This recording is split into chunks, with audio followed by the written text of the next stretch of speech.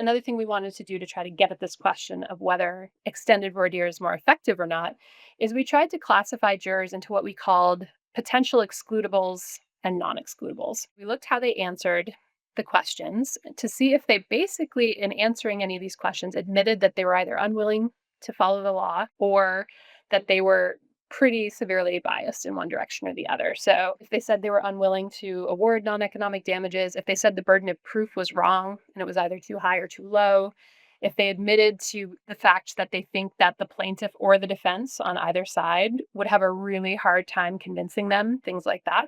So these are things that if they admitted it in court could probably be used to argue cause potentially, or could be fodder for a peremptory challenge. And we found huge differences between those and how they answered the question, the minimal question of, can you think of a reason you're prejudiced? So when we asked them those questions, and these are all the same jurors, so these are the same people answering these questions.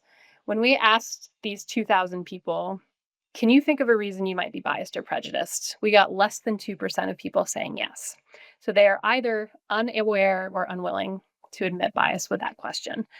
If we looked at our excludable category based on the specific questions, that jumped up to almost half of the participant pool. So 42% of those jurors did admit to something that clearly was evidence of a bias. So it's not that jurors are unwilling to admit this, but they have to be asked the right questions.